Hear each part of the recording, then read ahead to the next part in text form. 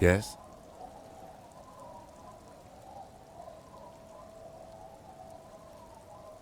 Yes. I don't know what to say. Perhaps, I'm not really sure about this turn of events. I think the mutton chops might have been a better idea. They sort of seem to cover up some of the... Damage. Either way, good on you. You were saying?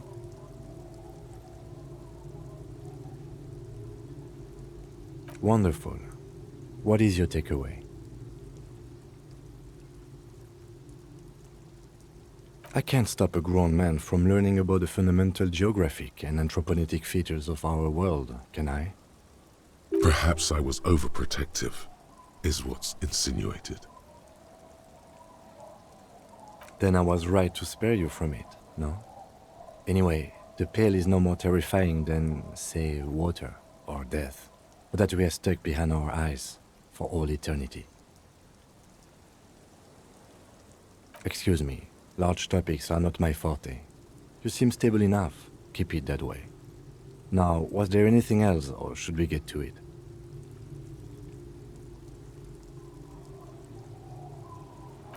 I'm glad to hear it, Detective.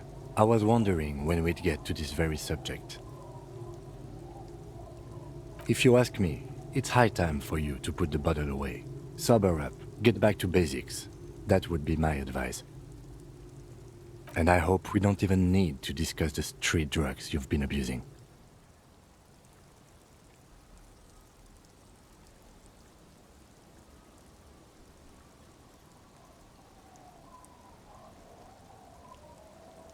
Why are you pronouncing it like that gentleman from the Institute of Price Stabilité? You know what? Forget it. What specifically are you trying to assign responsibility for?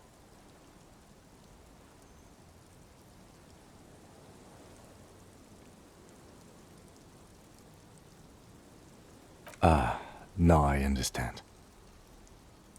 Next, I suppose you're going to tell me you need to form a committee to assign this responsibility? Simple. Because moral intern types love to form committees. In any event, I am just a humble law official. I may work under the moral intern's umbrella, but I'm certainly not qualified to serve on any committee. You know who might be, though? That Mr. Villodrons, the gentleman you met in the young man's apartment. If I were trying to get in touch with the coalition, I would start by seeking him out. But first you might need to speak with his young companion. Now, was there anything else?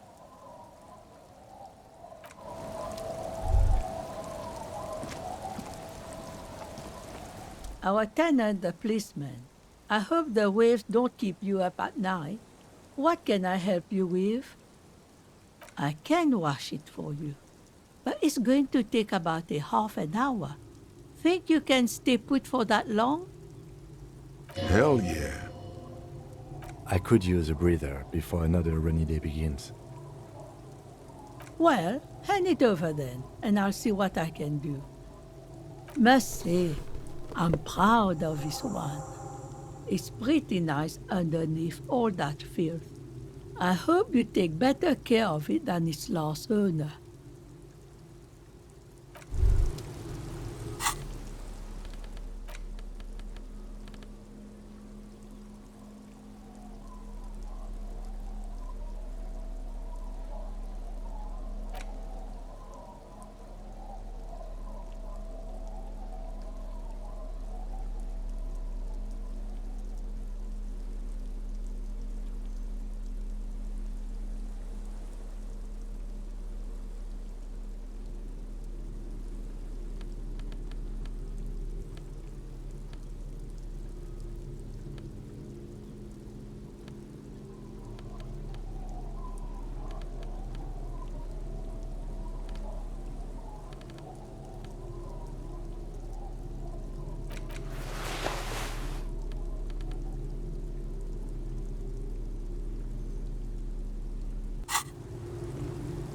Honorable one, You have accumulated a substantial amount of honor points on your life path.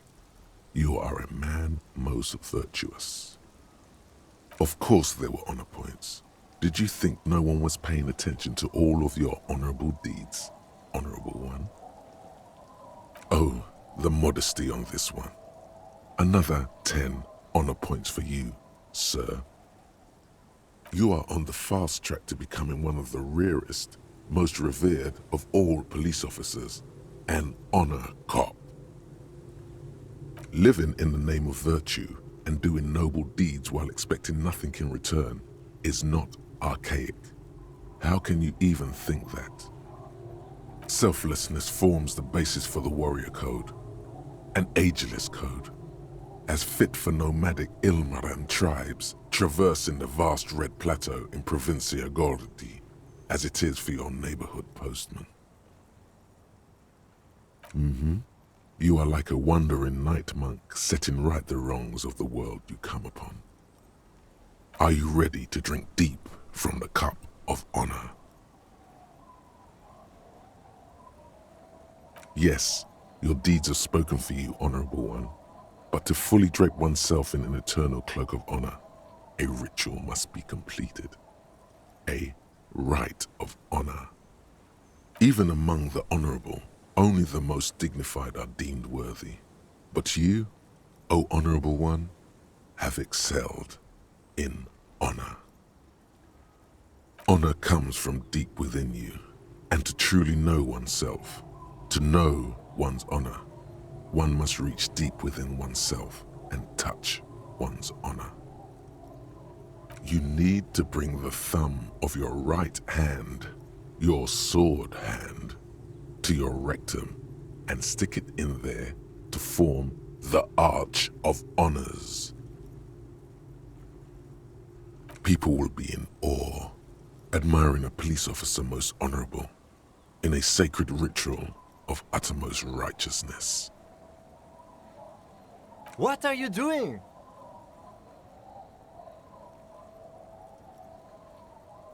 I can see that, but do you have to do it where everyone can see you? Have you no self-control? Please spare me this sight. The lieutenant is a noble man, but he does not know honor like you and I do. Best not to waste time trying to explain. Lead by example. Congratulations, Honorable One. You have become a member of a noble faculty. A man kneels, an honor cop rises. Go forth and commit even more honorable deeds. And should your resolve ever waver, remember the right of honor. It will always cleanse a man's soul. It is an honor to serve with you, Honor Cop.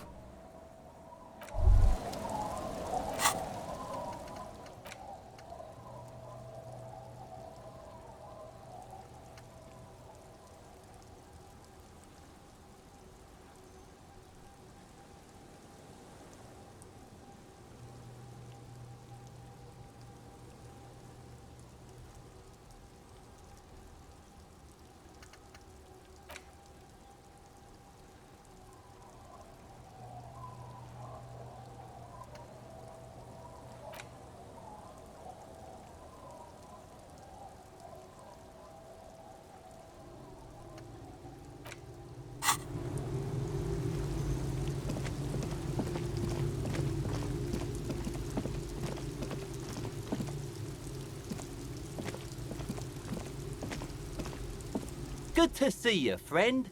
Do I have deals set up for you, buddy boy? So what do you want? I got smokes. They're cheap. Very cheap. I got Pilsner. Great deal. You won't get a better deal on that piss. Spirits I can let go for 300 real. I also have speed. And by speed, I mean amphetamine.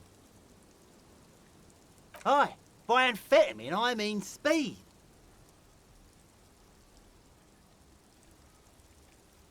Sure did, buddy boy. That's why I said amphetamine. I mean speed. I mean amphetamine. I got both. Aye, That's what I said. Good, good, my man. Now what can I offer you?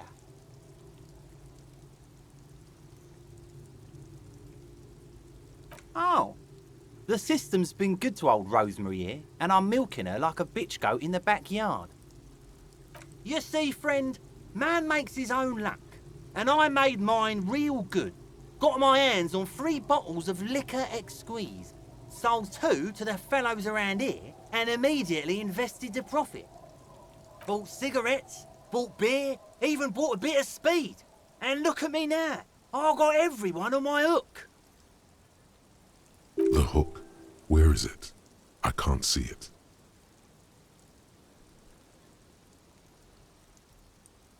Of course, of course, of course. It is what it is, you know. What it's always been. Oh, you see, friend, bought cigarette. The hook. Where is it? Permit? Who gives a shit? You want to buy something? Grease the wheels, buddy boy. See, friend, it's real valuable. Worth every real, if you catch my drift. Got it from a bit of a business venture.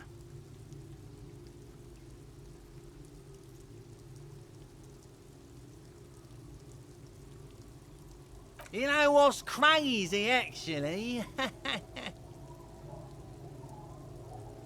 He's finding it difficult to focus his watery gaze. What? Keep him talking. This guy. Oh, this is medicinal spirits. The good stuff. Got it from the doctor's office. I got one of those scientific ampoules a few months ago. Torpedo, they call it. It's supposed to keep a man from taking a drink. Didn't stop me for shit, that's for sure. 5 lemons with half a pack of butter and you're good to go. It really isn't. In a week, the goddamn kidneys started giving me all kinds of help. Finally, the missus took me to a private doctor's office. Not a charity, the real thing. Those arseholes charged me 4 real to remove the damn thing. But I came out on top after all. But the idiots left me alone in there. Now, I used to teach high school biology. I know what doctors use to preserve dead thingies. Swipe 3 cans of this blue medicinal stuff from the back room. Threw the snakes out and voila! What's left is this beautiful blue stuff. 98.7% almost pure alcohol. 2 I already sold to these fine gentlemen here. But this last one is yours for 3 real, if you want it. Don't say it.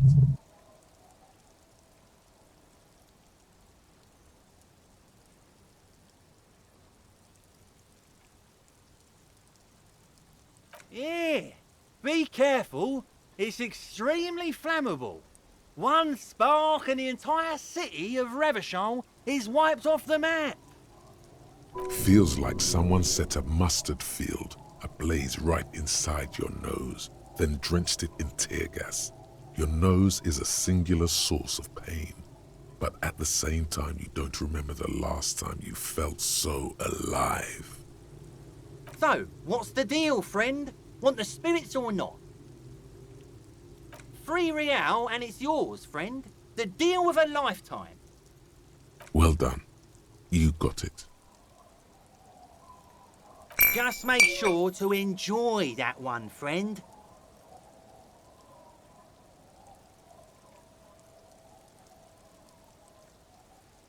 Here you go, friend. That is unhygienic and dangerous, and it does not endear you to me. Just wanted to make that clear, okay? Unhygienic. This stuff is very hygienic. Anything else? In the civilized world, it's a custom to tip the shopkeep, friend. But come back anyway. The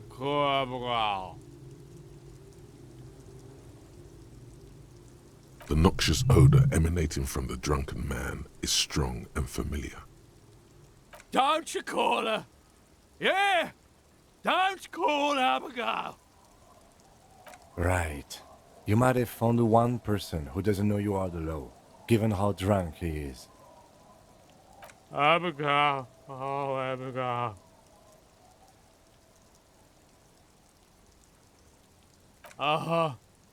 Abigail. Don't you fucking call Abigail. You're not going to get anything out of this guy. He's too drunk. Don't call Abigail!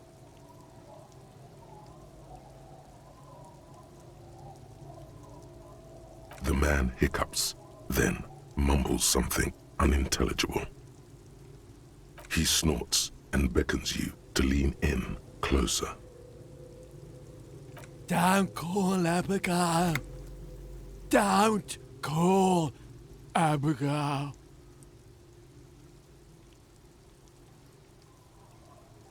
There's no use in yelling at drunks. He's barely holding it together. The drunk man starts coughing a really disgusting, hacking cough. He does not sound well at all. Don't you fucking call her! Hear me?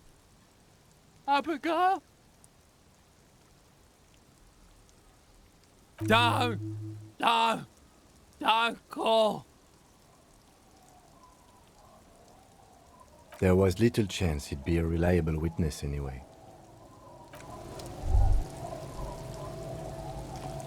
Tequila sunset.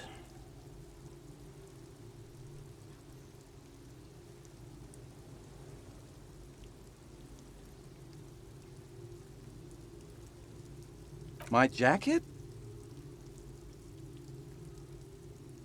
A look of consternation crosses the man's face. He looks at you, then at his bottle, then back at you. What the fuck are you talking about, Tequila? Rosemary, what the fuck is Tequila talking about? Aye, that's the jacket you stole 2 weeks ago. From the kid who was making it with his gal on the beach. That's disgusting. I've never done anything like that in my life. You're both delusional. Found. That's medium concept stuff.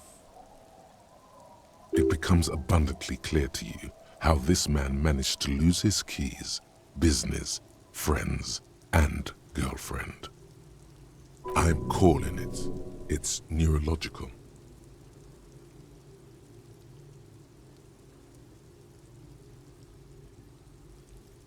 That shit is so medium concept, I wouldn't touch it with a stick. But yeah, okay. I'm sure it looks great on you. It's an okay jacket, if you are into that look.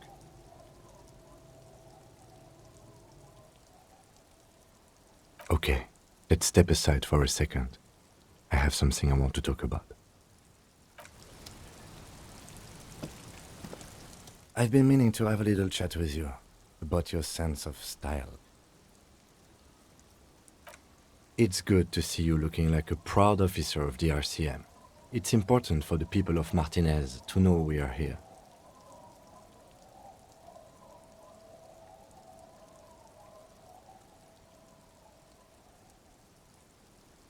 The lieutenant regards you for a moment, unsure whether you're making a joke or not, and if so, whether he should acknowledge it. Right, detective. You are one regular cop. You know the expression, the clothes make the man? The right outfit in the right situation can make all the difference in the world.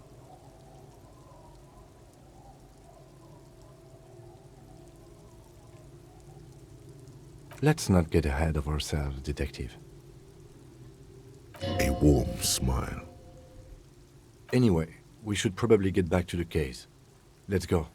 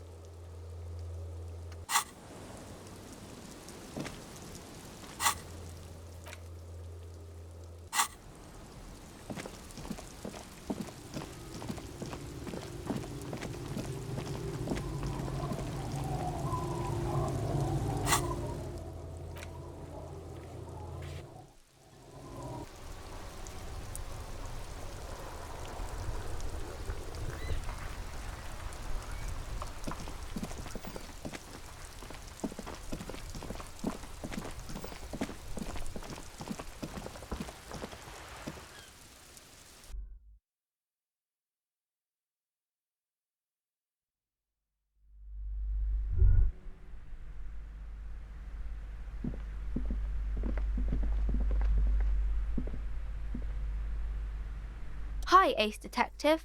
Are you here for more books?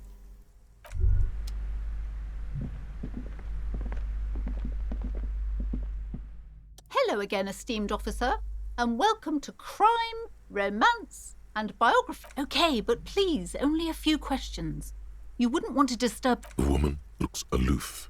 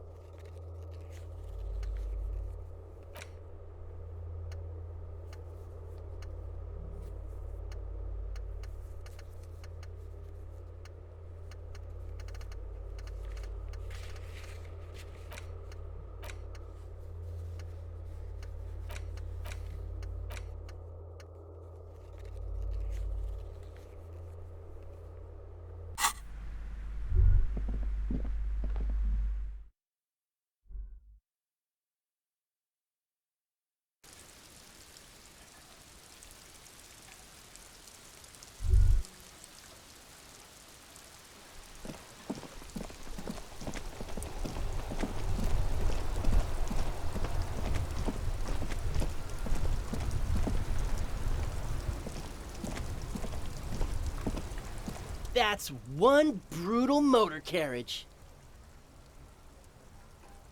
If I were a real skull now, I'd jack it, paint it in palm tree livery, then bottom light it, neon style. A snazzy shit-ripped skullmobile like this would make a fine trophy. We could, like, hang fucking shrunken heads from the side mirrors. Cops' heads. Scary tribal shit. Yeah, tribal shit. A cop carriage like this would have proper skull value. While I appreciate the interest you take in my brutal motor carriage, I have to stop you right there. The RCM takes threats directed at its property seriously. It's just theoretical work, Copper. No basis in reality. Man, if we were certified skulls right now... Skulls. Now there's a strong organizational title.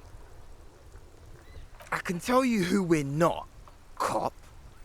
We're not snitches, flow bears, or skulls. Which is not to say that the skulls are bitches and... On the contrary. The part of this presentation you want to take home with you, cop man, is we're not part of the skulls yet.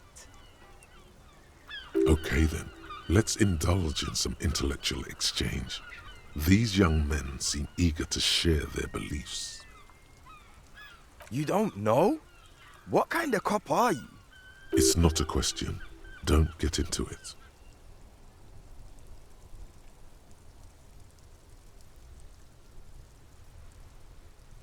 The Skulls are the most vicious gang of the Besmertnay. Besmatine, or the Besmati, the Immortals, are West Riversholian crime syndicates.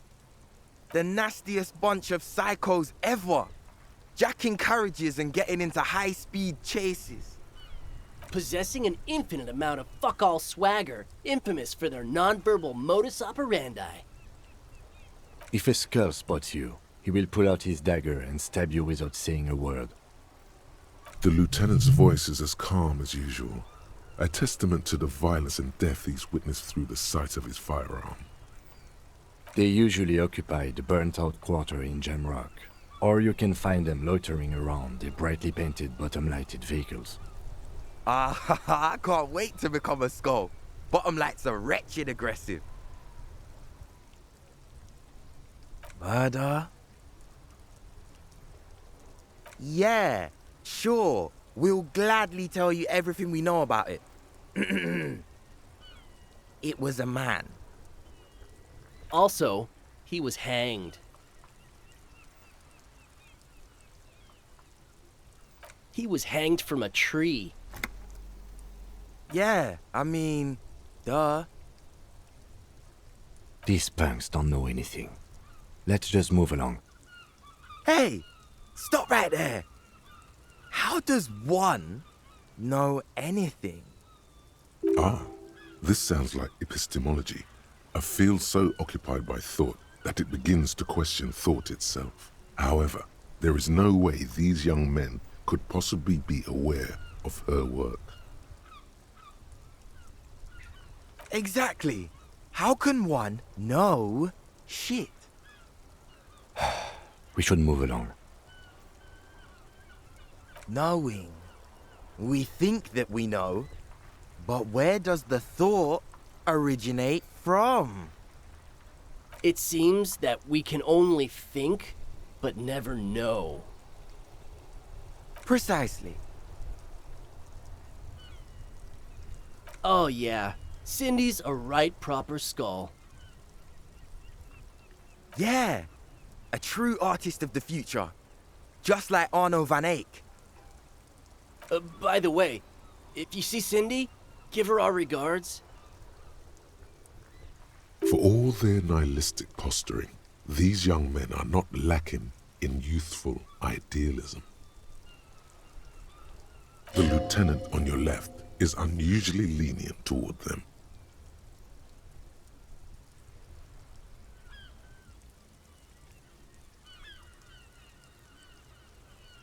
Oh man, yeah. We're not fucking kids, man. Be wary of the abyss. Probably because of how non-verbal their mode of operation is going to be. It's a threat.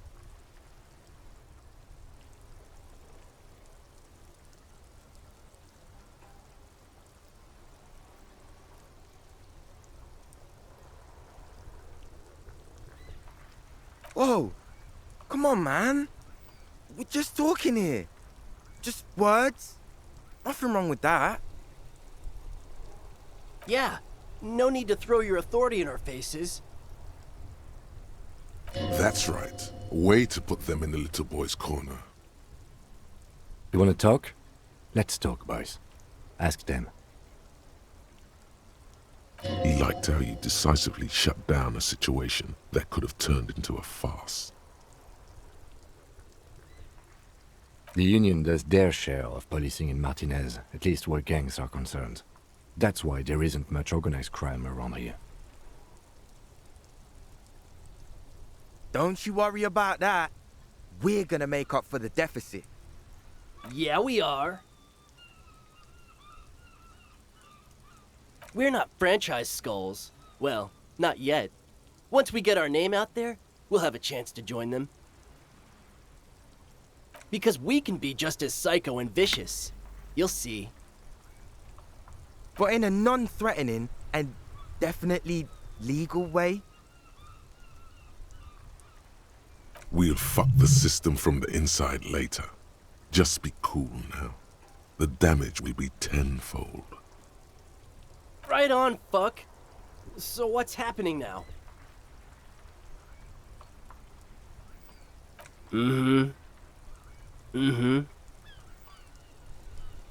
What about them?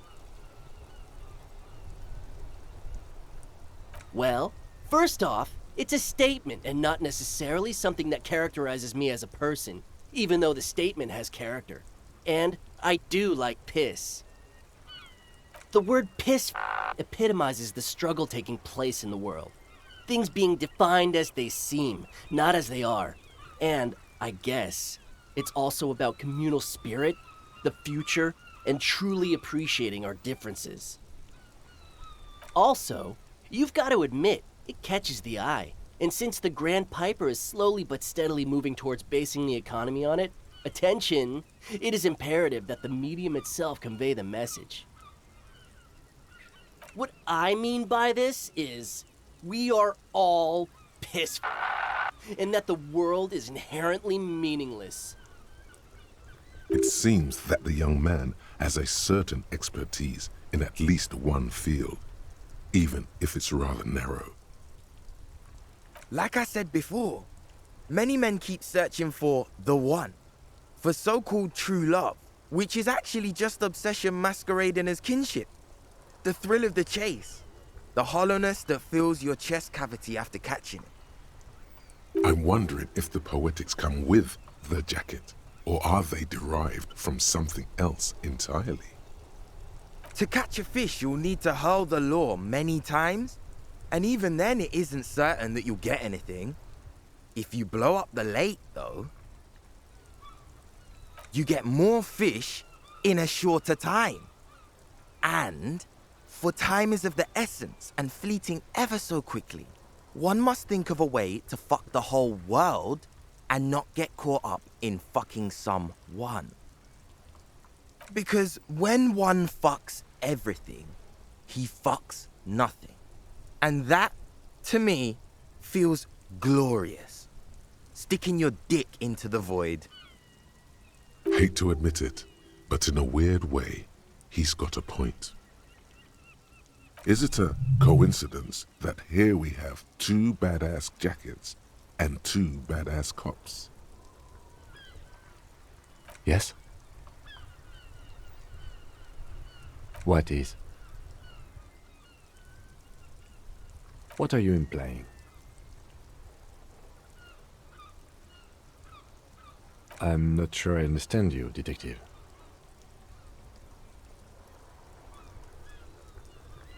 Neither. Fine, if only to end this discussion. Theoretically, if I were a juvenile delinquent, if I were to already be down that path, I think peace is the stronger of the two statements.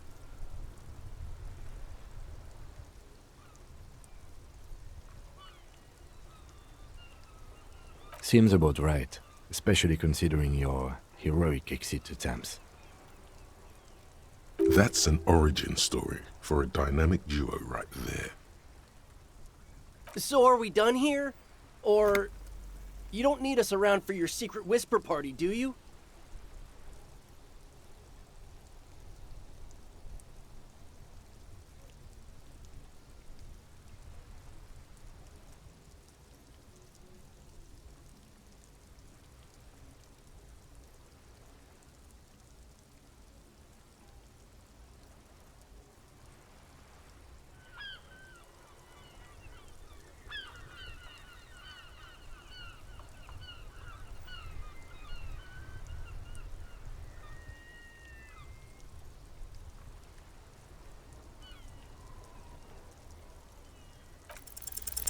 No. Don't ask anything. Be subtle and scary. The boys dream about being skulls. Use that.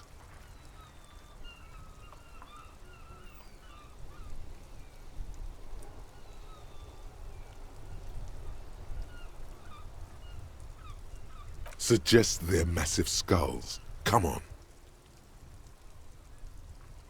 What? No!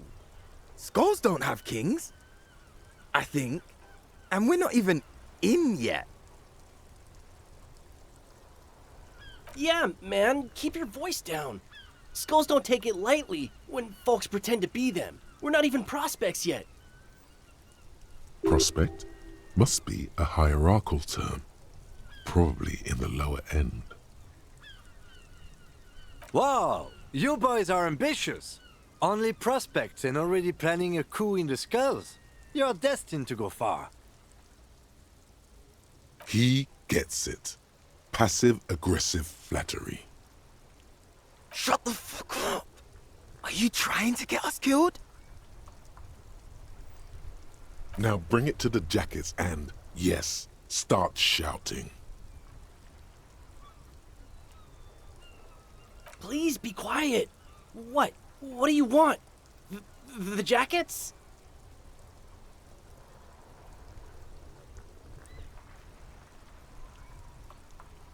You got it. No need for cruelty.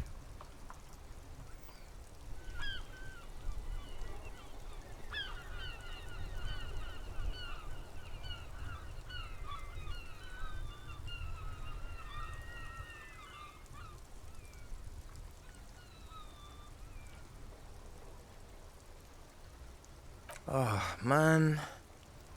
Okay. I get it. Skulls don't really wear slogans anyway. This was stupid. Fuck.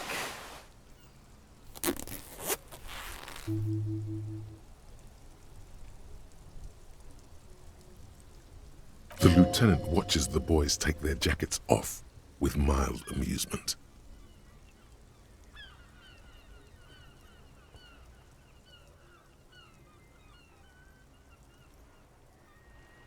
I'm absolutely okay with not having either one, thank you.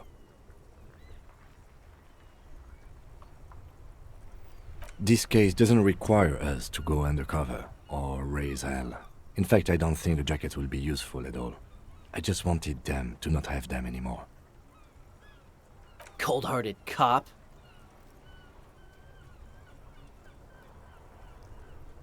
The need will not arise. The jackets are meant to complete each other. If a man was standing alone on a street corner with piss written on his back, it'd just be an individual that has taken a liking to urine. And fuck the world all on its own is, frankly, generic. I don't know, Eric. It's cold out.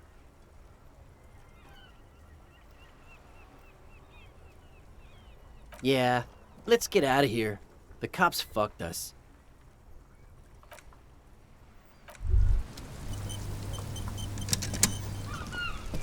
Yes?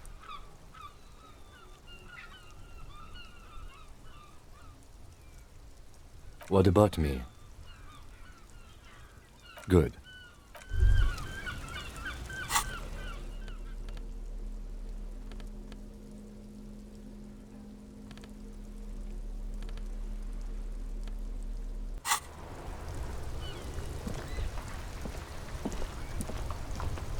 Inside, you see a set of steering levers, a radio microphone, a pull-out toolbox, and the soft glow of the fuel preheater gauge. This is Precinct 57. How may I assist you?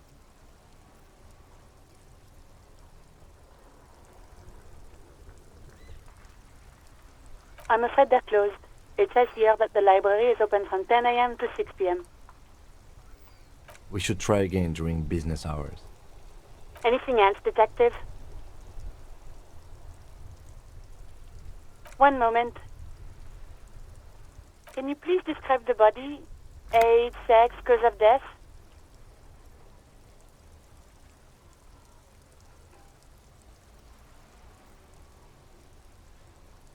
We suspect he might have been inebriated when he fell. There were bottles all around him, and traces of vomit on his shirt. Any signs of violence? No field autopsy necessary. You can hear her quickly typing in the background. What about his belongings? Did you examine his clothes? Any information on the library card? Good. You have a lead. Do you and Lieutenant Kitsuragi want to take the case, or should I assign it to someone else? I have assigned the case to Lieutenant Kim Kitsuragi. Please follow up on this library lead to identify the man. We'll send someone to take the body to the morgue. That's all for now. Thank you for reporting in. Is there anything else I can do for you?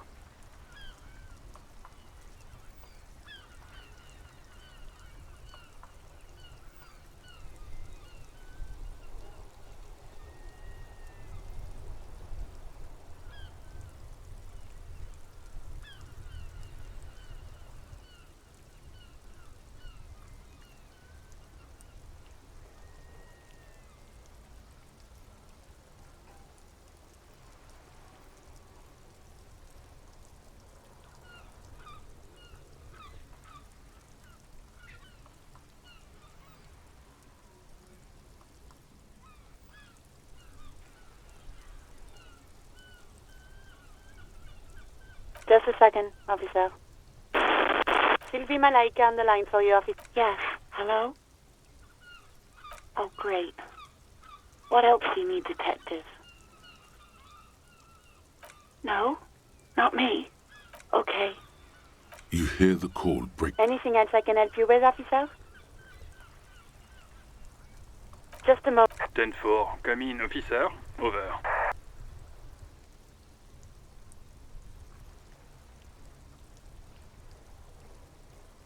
10-4, sir. Glad to hear that. I'll write down that there is no need to issue a new one to you then. Over.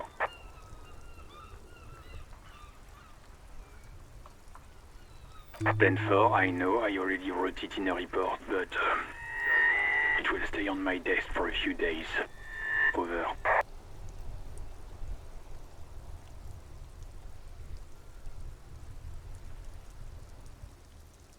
Then sir, roger that, and very glad to hear it. I will make relevant changes to the report. Roger that, 10-10, over and out.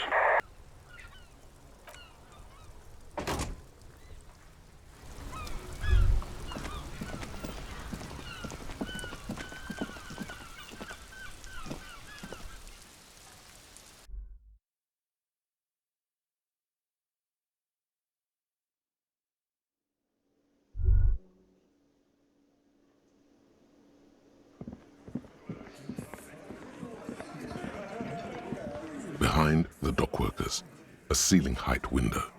The hawthorn branches scrape the glass like bony fingers.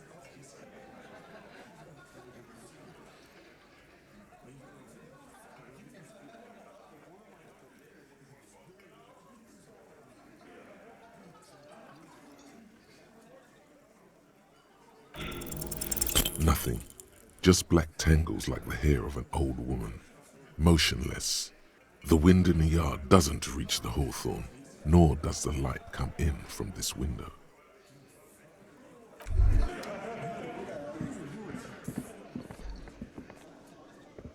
Hi again, gendarme.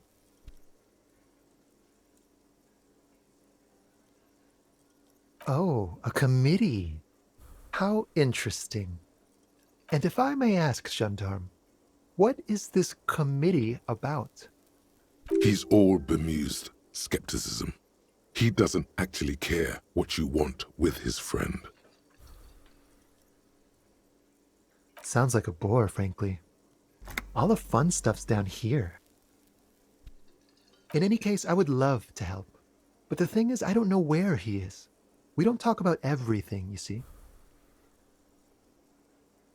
He might have mentioned something about making a tour of some historical sites up the coast. In an unofficial capacity, of course. Not a clue. I'm not his agenda keeper, you see.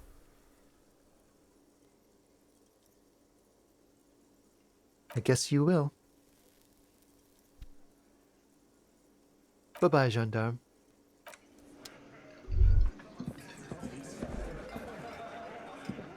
I've got nothing to say. It's you again. What is it?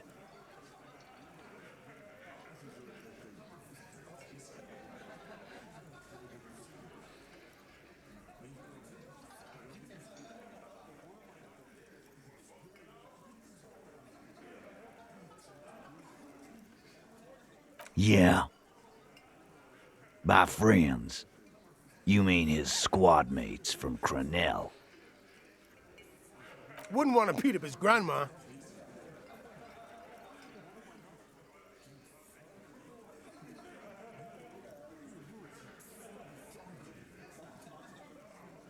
This is what happens if you take the law into your own hands.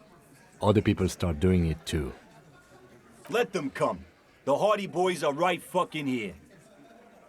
You heard the man. Right here. We're armed. We got the whole district behind us, and Glenn. Glenn is fucking crazy. Yeah. A well-oiled murder machine.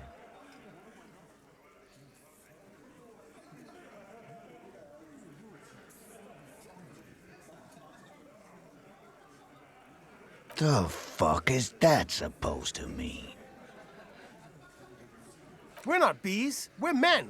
We're socialists. Easy, E. He's trying to phase you.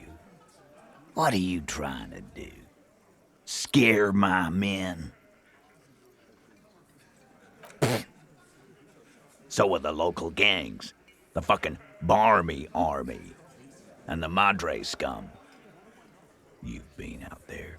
Seen any around? Yeah, Where are they now, huh? Sent back to Madre in an airtight cargo crate. These people are trained military professionals. Special forces, as you said. They're not a gang or a barmy army. No, they're not. They're uncoordinated and drunk. We know more about them than you think. We got weapons of our own. We got Ister 50s, Zeeligers. Glenn's got a knock cannon at home. I guess we're gonna see, aren't we? That was an unsure phrasing. Yeah, like you've been up against ceramic armor.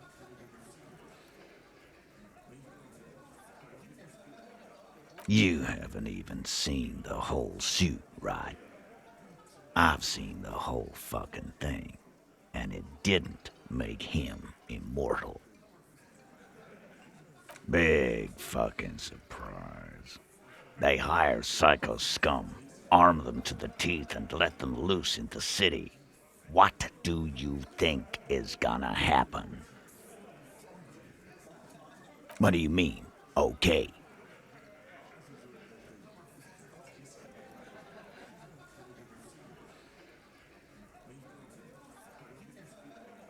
No, they won't. Get out of here with your negative energy. He really doesn't like you ruffling their feathers like that, on what might be the eve of battle. All he means is that the situation is serious. No wonder you cops get shot to shit every day. Can't go to war with an attitude like that.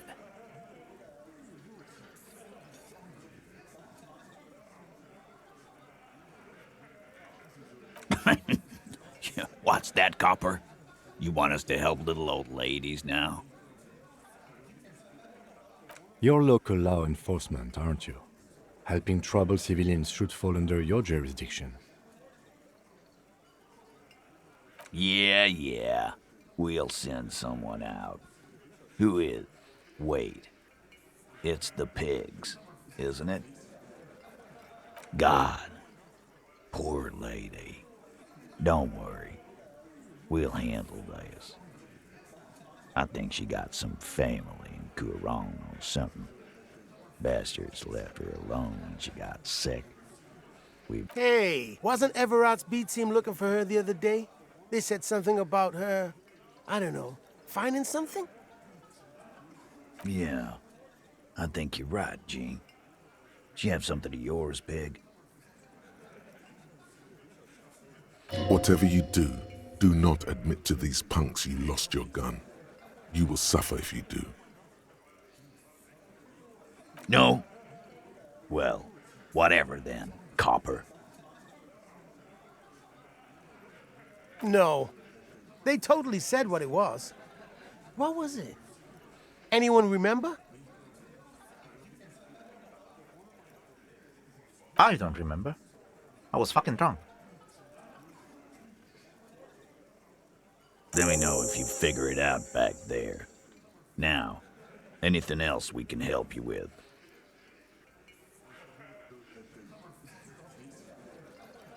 Auntie LaPlante, we always called her. Something LaPlante. Marianne, amigo.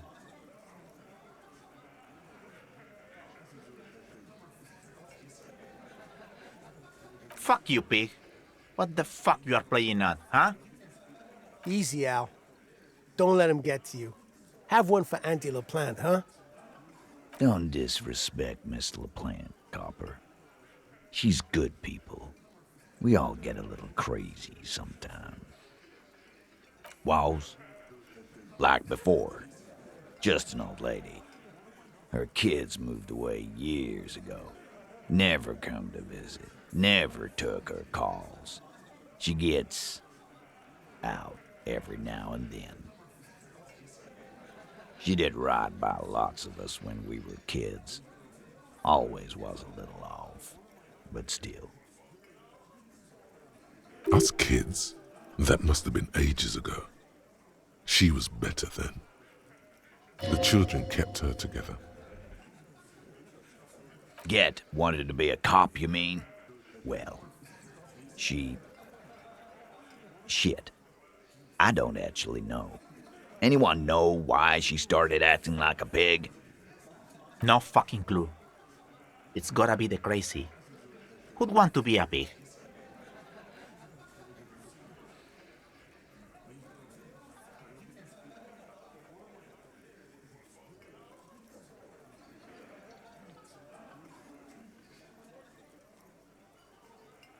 No, I didn't. Because I'm not fucking stupid, Polizonte. Yeah, Carl. That's some pretty fucking weird shit to say. The pigs level weird. But whatever, get. No fucking clue. It's gotta be the crazy. Who'd want to be a pig? Respectable professions don't shoot kids, Cerdo. They don't beat confessions out of prisoners. Easy there, Al. Sit down. We got one of our own to take care of.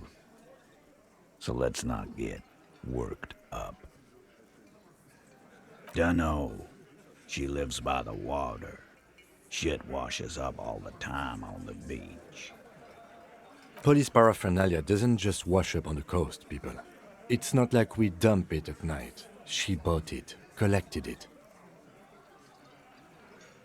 No problemo, cop man. We take care of our mentally ill here in Martinez. Ain't that right, boys? Sure enough, we're the real heroes on these streets.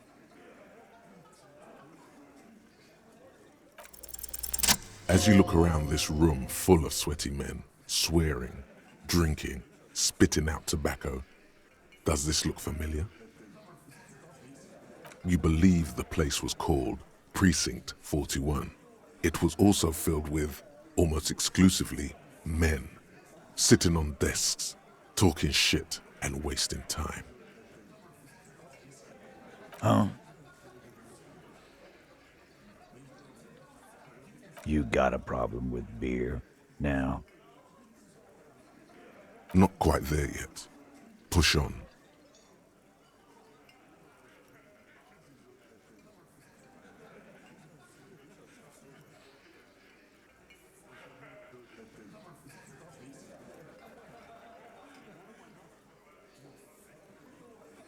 You saying we don't help people? I've been doing this job for 10 years. Martinez was a dump before we put this outfit together. They don't know, man. They weren't here. We had 3 shootings a week, kids dead, fucking graffito everywhere. You cops haven't shown up since the 30s. Congratulations on the graffito removal. All I see is you sitting around talking about Monica's titties while there's a rape victim. So what? What do you want from me? We took care of that fuck. Don't let him drink that. One more push, quick.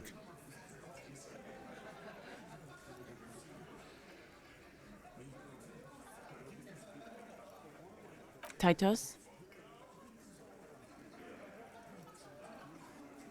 She stops mid-sentence. That's it. You got him. He's going to give it up, but on his terms. You want to talk to her, cop? Fine. I'm gonna let you talk to her, but you treat her with respect. If you don't, if you question her, harass her,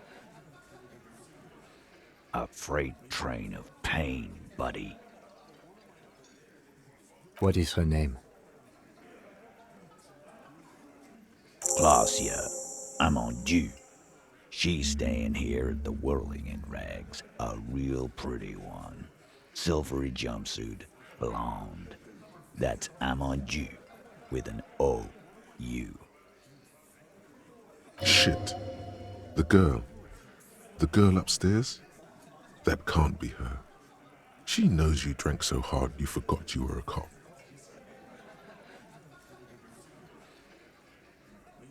Sure. Why not? You've probably seen her around.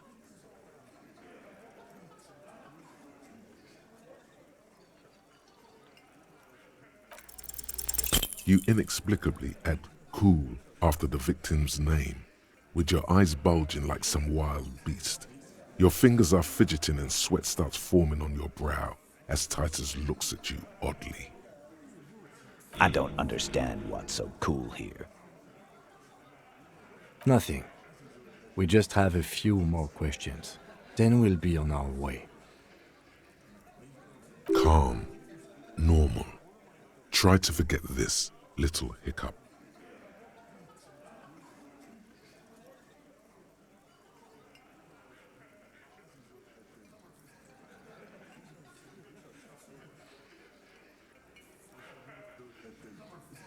Relationship? There was no fucking relationship. He raped her. That's their relationship.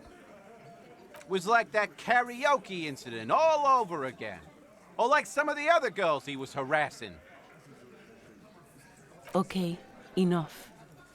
All of this is irrelevant to your stated investigation. He did it before we killed him. He's not gonna do it again. So what does it matter? It would help if we establish a timeline. All right. 2 weeks, maybe? I don't know. I need another beer. Here you go, boss.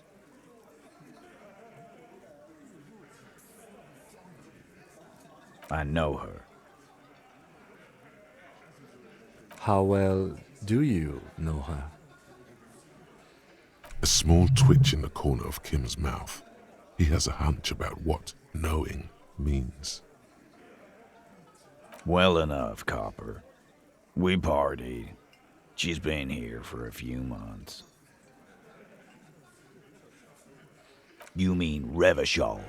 Nah. Our Miss Aranye disco dancer is an immigrant or a drifter of some sort. Been staying over here over the winter. Don't you give her any more trouble. She's just had some bad luck, that's all. Shut up, Angie. She doesn't need your help. Titus gives them both a look. They fall silent. What's with all the silences? It's like these guys don't know how to feel about this. You should keep picking at it.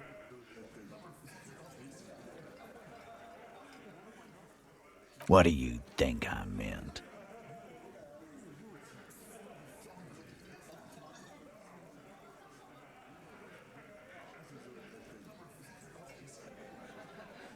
Yeah, pretty much. No, we just fucked. That's all. I'm not gonna give you any details if that's what you're after. So he really went out of his way to seem comfortable with this topic. That's all you're gonna get for now. He's doing a good job here. A commendable performance of I don't give a shit.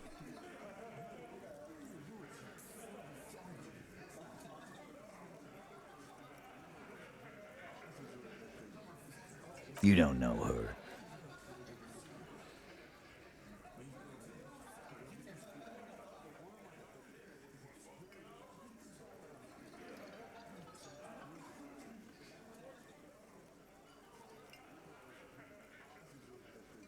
Not the way I do.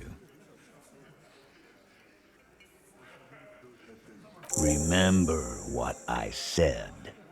Freight train of pain. Again? Seriously, man. Yeah, whatever.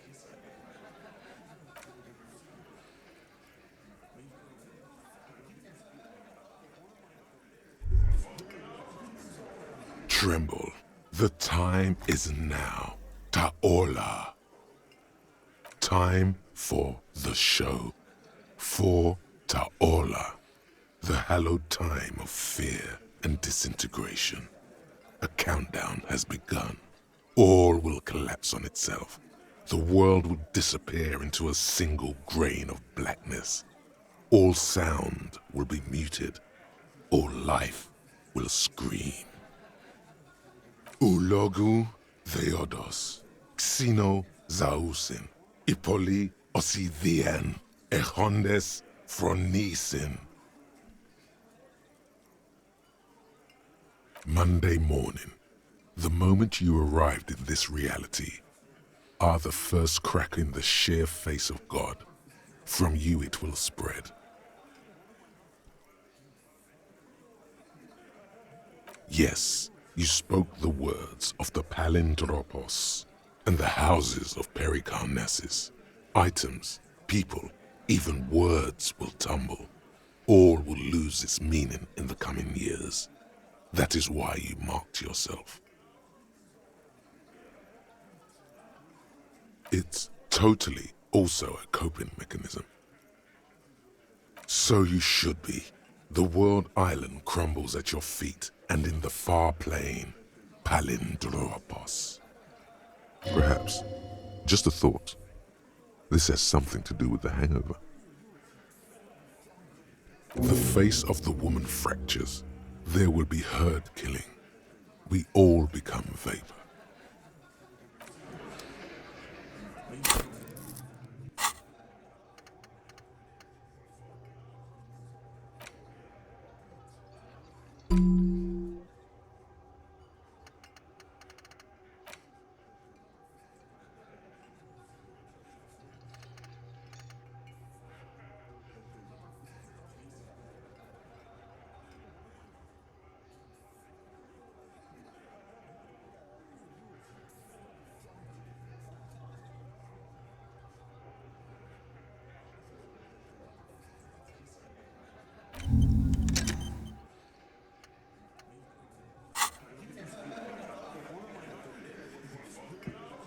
Officer, what was that?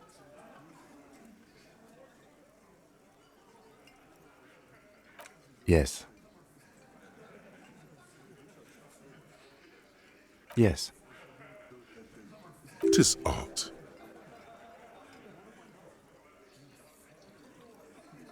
The victim? Is there something I should know before we talk to her? Whatever you do, don't say the first thing.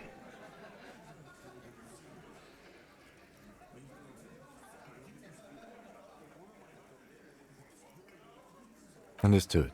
You were not in good shape on Monday.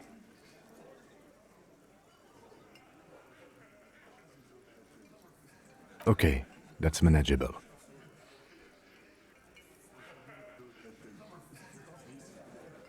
So she overheard you, or did you party together?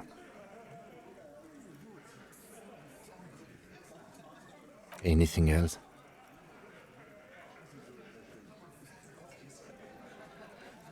That's clearly your interrogation technique. Anything else? We'll be all right, Lieutenant. This is nothing. You feel fortified by his assurance. It's going to be all right. Is it though? Nothing? You're still in for a bumpy ride here. Try not to mess it up.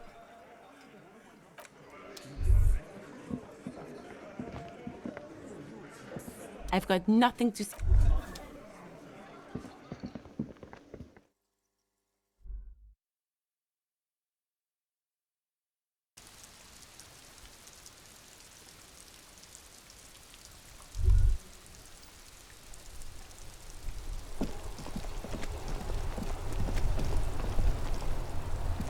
Inside, you see a set of steering levers, a radio microphone, a pull-out tool. This is Precinct 57. How may I assist you?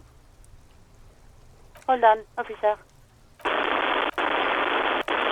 I've got Central Jamrock Public Library on the line, and I've already introduced you to their librarian. Connecting the call in 2, 1. Yes, this is Central Jamrock Public Library here. How can I help you, officer? He sounds worried, yet ready to assist. This is how people get when the police call. Billy Majon, you said. Give me a moment, I'll have to check our database.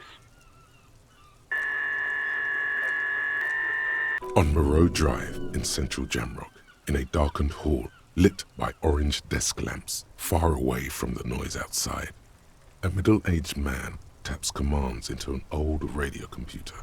A printout falls on the desk. Behind him, a lonely reader scours some dusty bookshelves, looking for a paperback.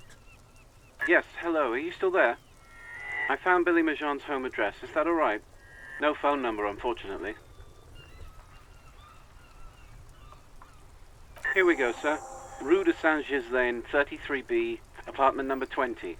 It's in Martinez, I believe. Capeside Apartments, it says. That's all. That's where the smoker on the balcony lives, isn't it? It says here that they returned their last book just a few days ago, but I wasn't at work that day. Marie? Marie? Do you remember a reader named Billy Majon? They returned a Tybalt book the other day. Yes, it was my colleague Marie. She said that it was Billy's husband who returned the book. He also asked for this new sci-fi release, Lowe's Radio City 87, but we don't have it yet.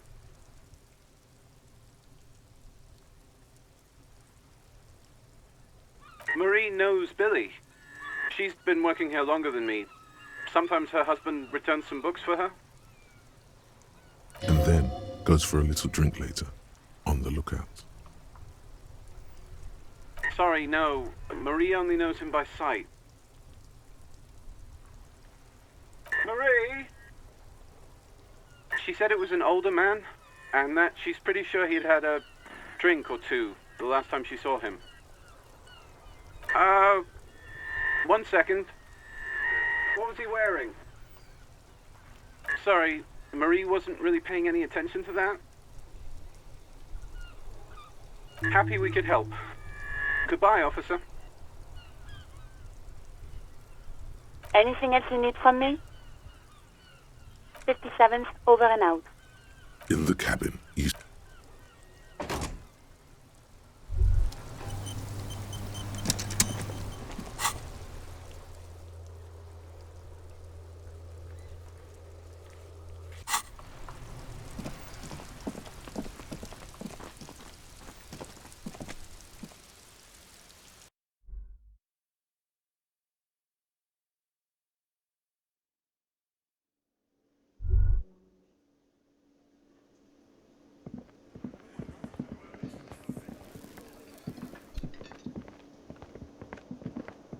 Again?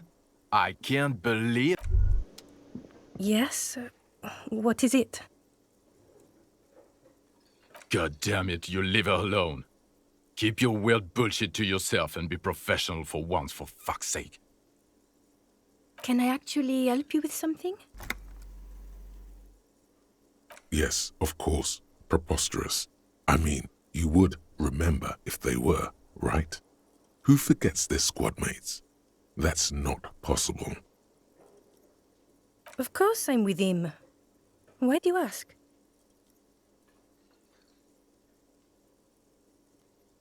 You're an asshole. You know what? Maybe we're both assholes. Please, let's not turn this into another exchange, okay?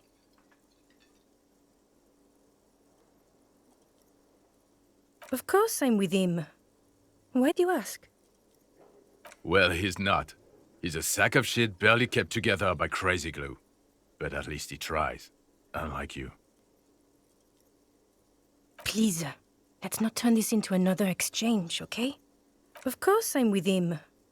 Why do you ask?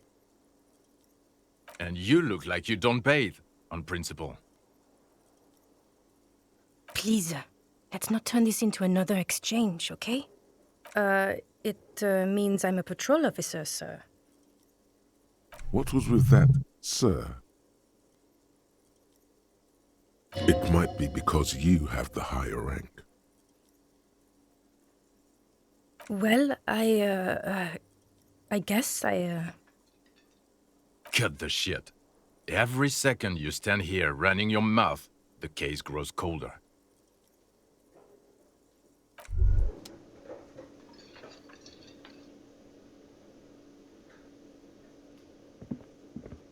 Oh, sweetie, I don't even know how to thank you for finding my husband and helping him out. I hope we haven't been too much trouble for you.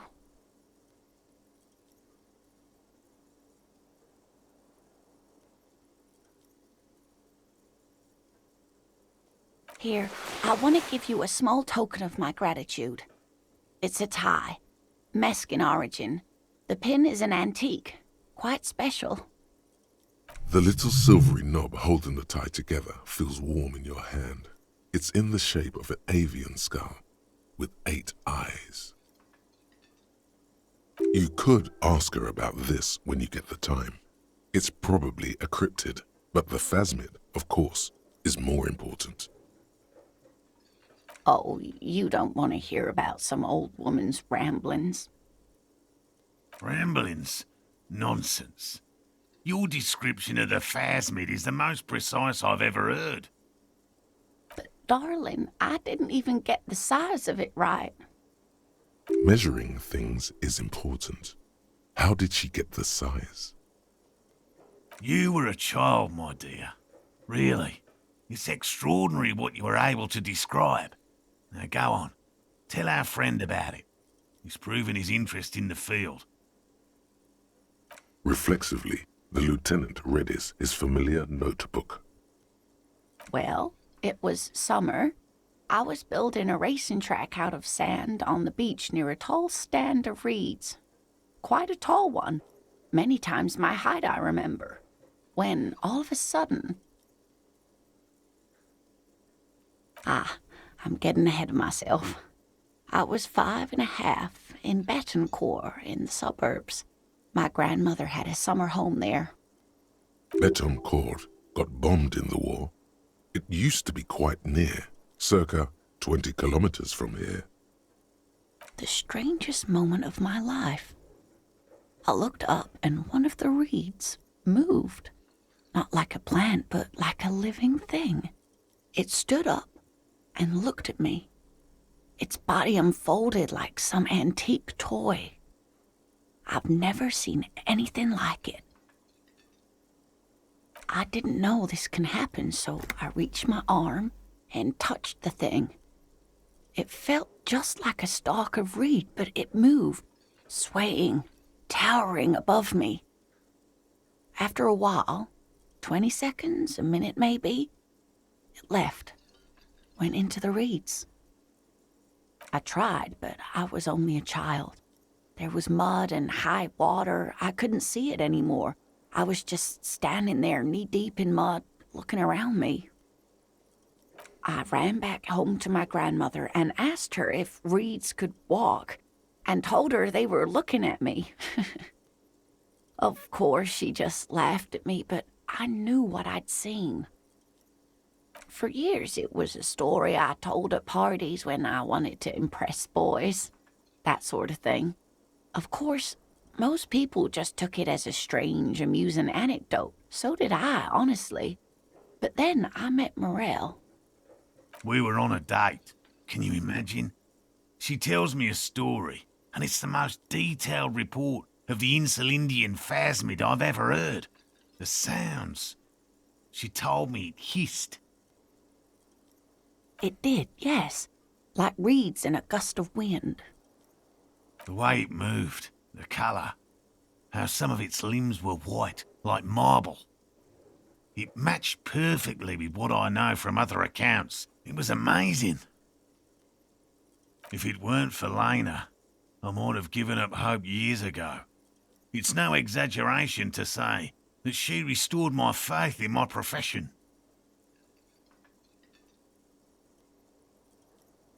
Our first, yes. The glance is tender, yes, but tempered by something else. A thought she can't express, even to him. Interesting. Not all of them. There is some white coloration reported, along with beige, where the camouflage ends. It's hard to say how big things are when you're quite small yourself. To me, it seemed to be taller than I was then, but that's probably not the case. What if it is the case? How could she? Who imagines this? She didn't know about the phasmid.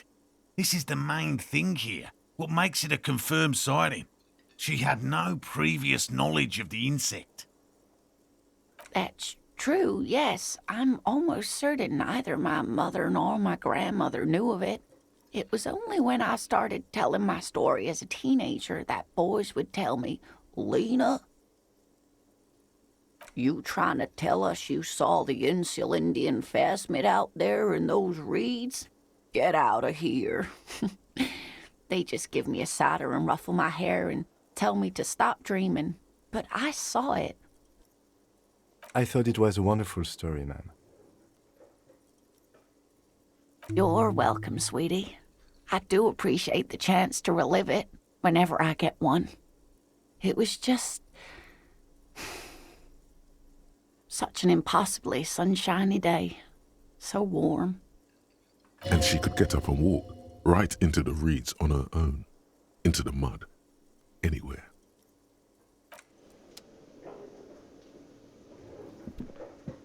I couldn't possibly shower thanks on you as enthusiastically as my wife has, but I am grateful for your assistance, officer. He tries to play it cool, remain professorial, but inside, this man is itching for some news on those traps. Good. Okay. And?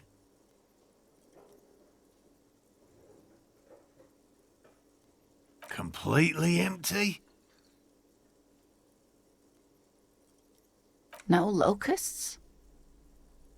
No phasmid either? That's not ideal, but... It just means the Insulindian phasmid is even more clever than we thought.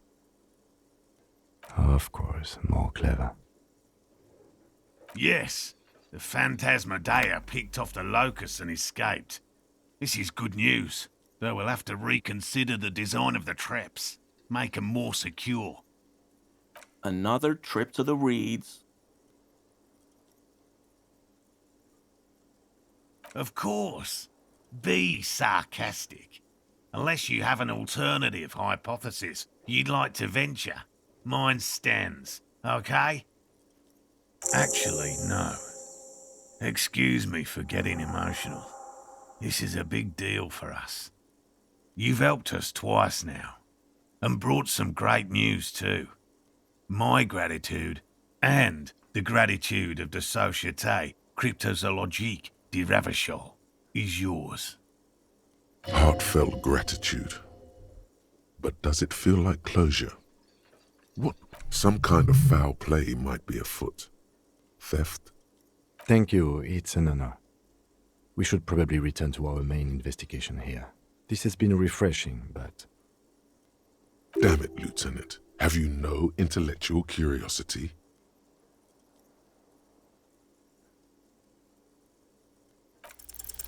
Consider the way the empty trap was disturbed, as though shaken. Most likely the hands of a young person. Hands small enough to fit inside the trap, too. You should ask the red-headed boy, Kuno. A little hooligan. But what would a child want with bags? Oh, my dear Morel. You've been an old man for too long. Kids love to torment insects almost as much as they love to torment old folks.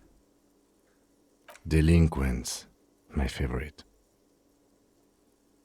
Oh, you've been such a dear to us. Please, let us know whatever you turn up. I have a feeling we're getting so close. Well, I see you've got all the help you need. I'll see you tonight at my place. Let's play suzerainty, but no more field trips for me. This is a slippery one. He may respect the law, but mostly wants to pass under the radar.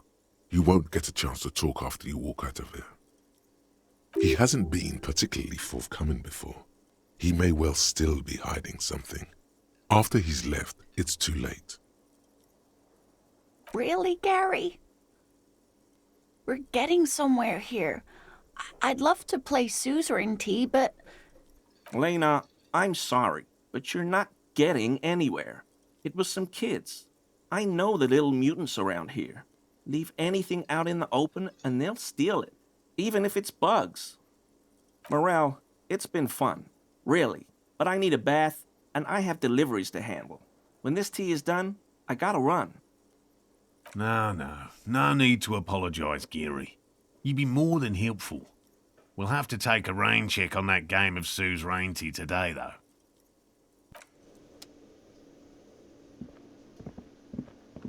Very generous of you to help us out, officer. I'm sure glad to be back from that little excursion. I mean, officers.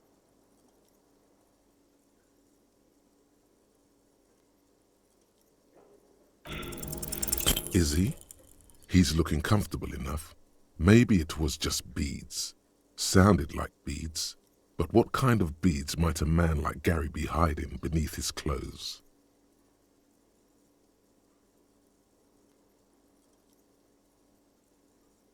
Why would I do that, officer? But, officer, I'm not wearing any women's clothes. Not many. Do you remember how, when we met Measurehead and I said the next races will be a really good one? Well, this is the... Hey, man. No problem at all.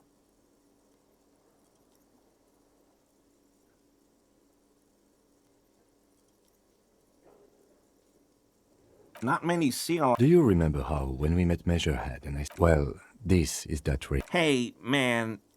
All I meant was there are not many Sealites around here. Oh, yes. Of course he is. I was just speaking about his... connections. I told you... Uncomfortable shifting around doesn't make him the killer, though. It's something else.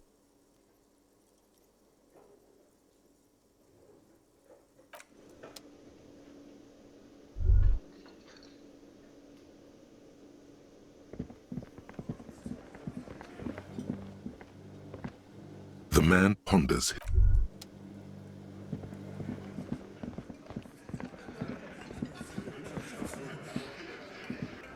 Behind the dockworkers, a ceiling-height window. The hawthorn branches scrape the glass like bony fingers.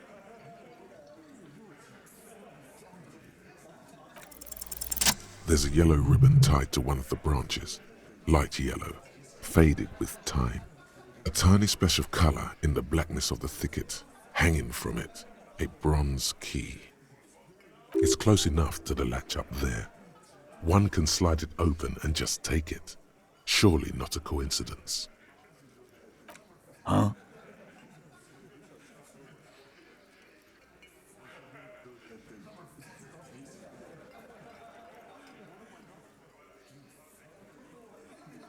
I'm not your janitor, cop.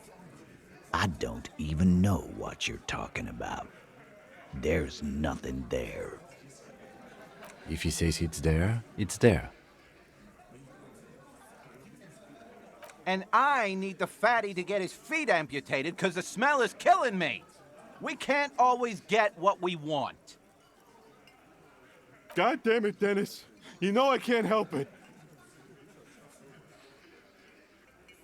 Sorry, fucko. These guys won't help you. Looks like you're gonna have to go bush diving. The hawthorn's got a bitch of a bite.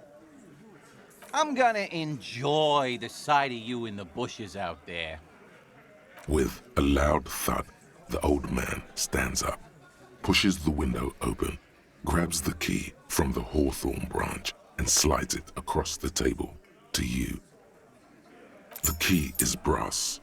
Workshop spare is etched to its bow. The old man closes the window and sits back down in silence. Come on, man. We were just having some fun. Where's the harm in... I'm tired of listening to your shit. Don't thank me. I don't give two shits about your key.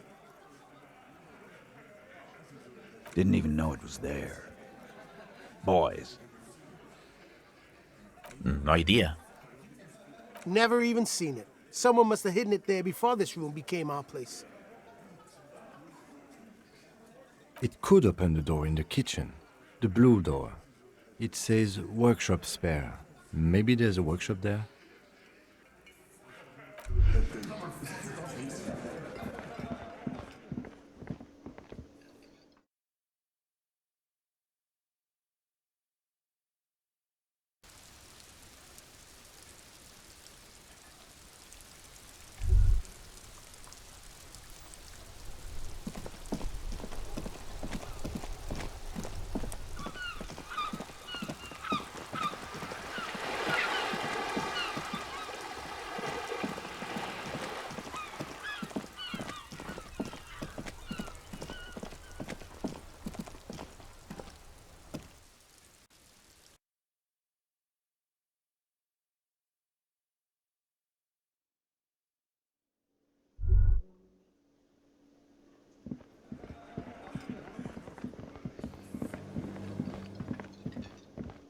see a heavy steel door with a prominent dimple lock. The key fits the dimple lock.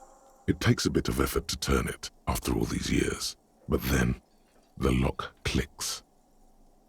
The darkness before you smells like engine grease and cut wood.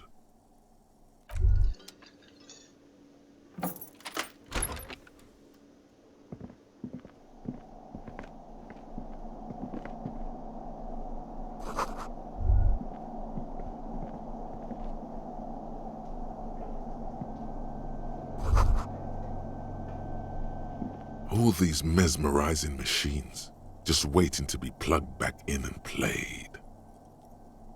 Feels like it might jump back to life any moment, the lights illuminating the white-robed woman. Some kind of inane pinball theme, probably related to Messina during the DeLorean age. The history themes are the worst. Diora was one of the 3 crown cities of the DeLorean era, on the Muindi Isola, the others being Ria Silvia and Advesperasket. This theme is all about early airships and beautiful, sad, pearl-laden women. It's quite nice, actually. The lieutenant grimaces looking at the machines. You can't fire them up. They are broken. Only that one machine in the main hall works. The Royalist Pinball. What a dumb name. Royalist Pinball. If they weren't broken, he would kick one of these machines about now. No, I love it. I love pinball. Who doesn't love pinball? Let's move on. He doesn't.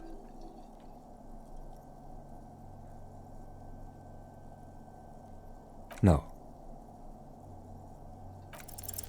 Kim Pinball Kitsuragi. Exactly. That's what he's known as. His reputation precedes him.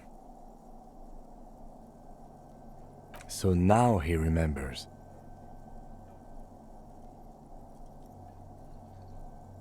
Fine, I'm Kim Pinball Kitsuragi, aka the Kimball. You remembered. Congratulations.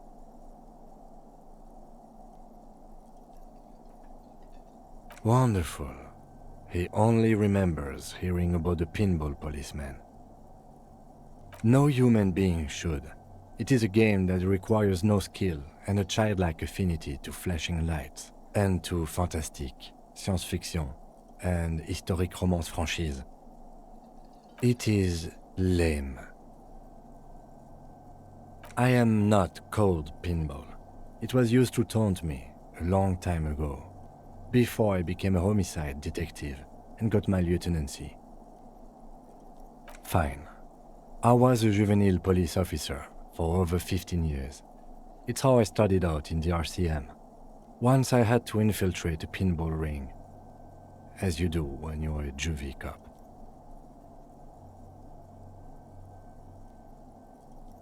Unbelievably. To do that, I needed to become a pinball champion. I trained for 9 months. The job was successful and I was moved out of the juvenile wing to homicide. End of story. That time is over now. I was already a 38-year-old man. It was unbecoming, as was playing pinball. So that's why he doesn't want to talk to Kuno. Trauma and stressor disorder from being a juvie cop. It's best if you handle the juvenile delinquents.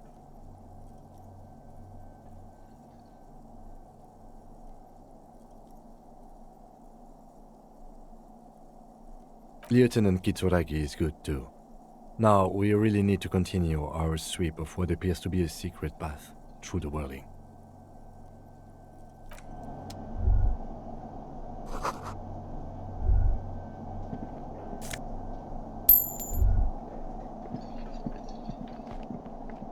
This small elevator is dimly lit by a bulb that's been glowing for ages. The latticed cage is open, inviting you to step inside. Smells of nougat and sweat. Your head brushes up against the ceiling. There is a control panel to your right, and just enough room for 2 people to fit in. The maintenance card under the control panel reads, Last maintenance, 10th July, 88. There are large rectangular buttons, monter, descendre, and an international call for emergency assistance. That third one appears to be broken. A small steel plaque reads Halter 800. Halter is a Koningsteiner lift company who went out of business a long time ago. That it does. I say, let's brave it. No, it was maintained in 88 of the previous century. No, I think the bureaucrats just forgot about this backroom elevator after the revolution. Seems like a small freight elevator for transporting machinery. For that, it's pretty quaint.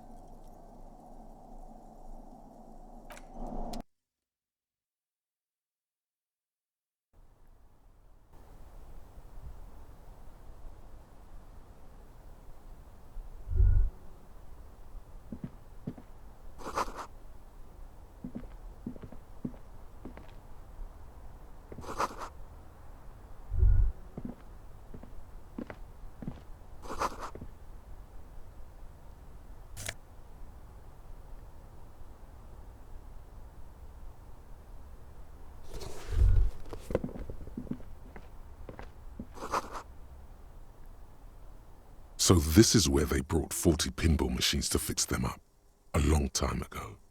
The lieutenant looks around the dusty, crowded room, inspecting the tools on the shelf. At some point, 20 years ago, 15 maybe, before pinball went out of vogue. Looks like it. I'm guessing Martinez North 22 used to be a pinball arcade before it became a hostel.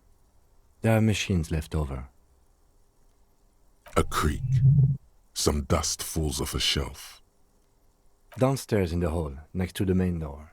One of them even works. I've seen one of the Hardies bang away at it. Remember the dice maker? Then that means... Ah, yes, as the novelty dice maker said. This has absolutely nothing to do with the case, I'm sure. But I do like a nice little connection. But then it went bankrupt. Your skin crawls from making the connection. If that's true, then our cafeteria manager is not going to like it. We should tell him what we found up here, omitting that suspicion. He does not appear to be the kind of man who likes his establishment to be part of a neighborhood ghost story about bankruptcy.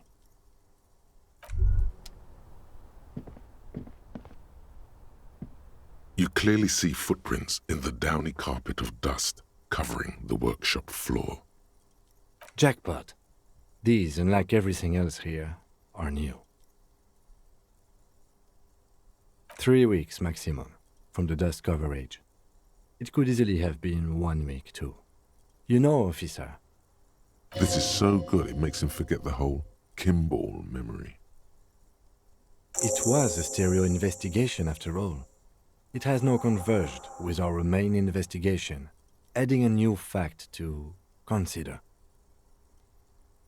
It means someone snuck through what seems like a secret route, behind our rape victim's room, in the recent weeks. This may prove to be significant. Large prints, most likely made by Boots. The size is hard to determine. Sole could be bigger than Vamp. The soles have left a pattern, uniform, horizontal lines. This print is unlike one left by a regular worker boot. It is not a brand sole with logos on it. It seems custom-made or old-fashioned. Shoe size is 41 to 42, maybe 43. It could be a large-footed woman or a small to average-footed man. This is, unfortunately, the worst, most vague shoe size there is. The size looks about the same, actually. They're not the same shoe, but they could be the same person. No, these little horizontal lines are different. They look custom-made to me. Or some kind of foreign print. Hard to say. Still a boot, though. Everything around you is quiet. The prints crisscross the workshop floor.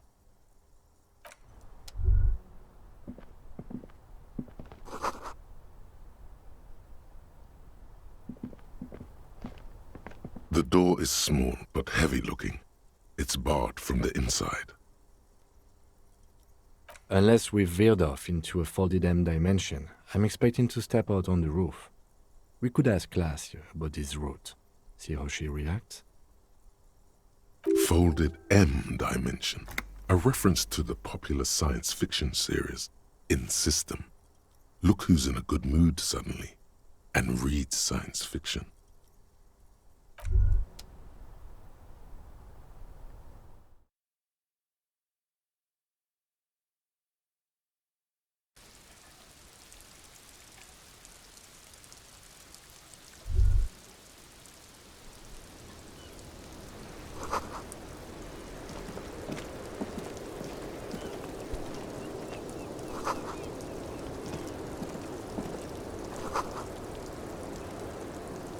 Just as you look at the flowers, a gust of wind raises them from the roof, picking them up in the air.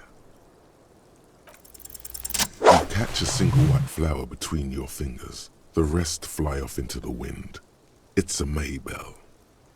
The young woman looks at the Maybell in your hand, just a glance, then takes a drag of her cigarette. The lieutenant gives you an acknowledging little nod.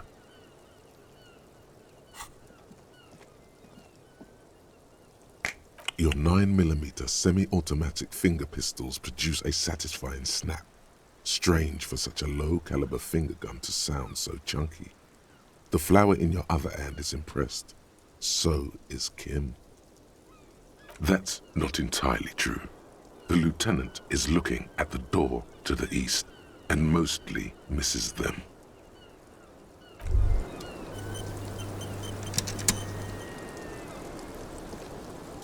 Welcome to the roof.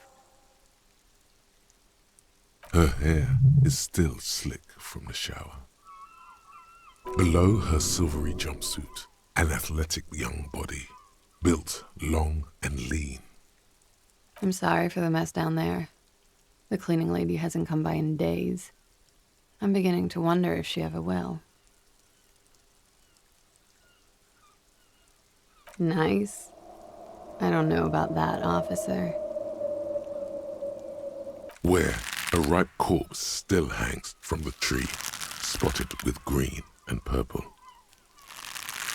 The woman doesn't flinch, but there is something in her light brown eyes, a sadness.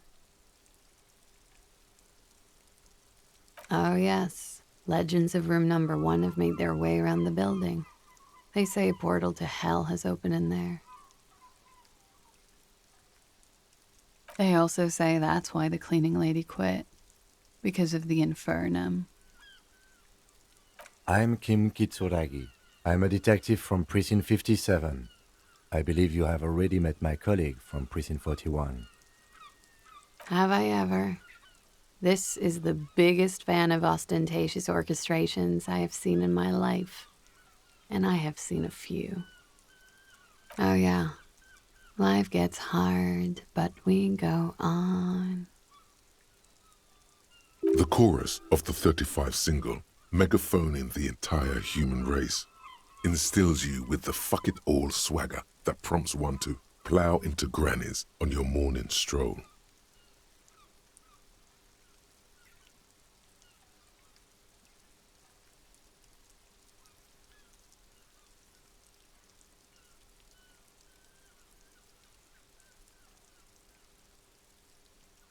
I can see that. I'm glad all this onward going has brought you to me. Miss, we are investigating the murder of the man who was hanged. The people responsible have asked us to talk to you. Huh. I see. Be careful. Ask something else first. When you go there, use words like, I hear you have been through something difficult.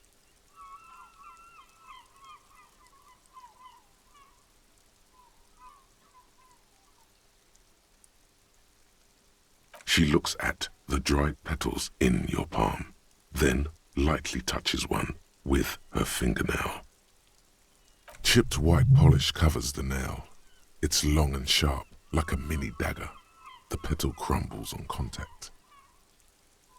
Pretty. Looks like a dried maybell. Is that the one you caught? Sambo style? A martial art, sir. Is that it? Samurai boxing, or sambo, graceful martial arts stuff. Sambo style implies stealth and cool. Why was there a flower on the roof? I don't know, officer. Because of the wind? Yeah, it's pretty deluxe. I'm wintering. How long have you been staying here? About 4 months. I came in November. Here in the Whirling, here in Martinez, or here in Revachol? I always wanted to see the only city in the world in the worst time of the year. It's a tourist thing. This is by far not the only reason she's here, and she isn't really hiding it either. I did not. Mystery solved then. I kept wondering where it led. There may be more to this mystery at some later time. She's holding back. Let's make a mental note for now.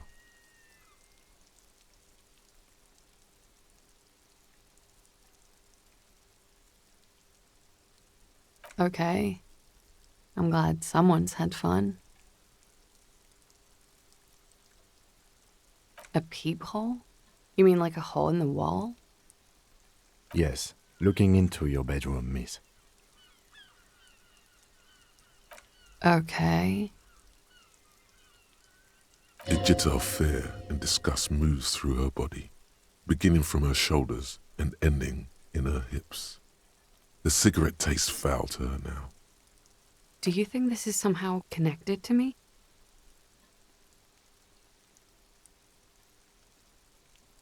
Okay.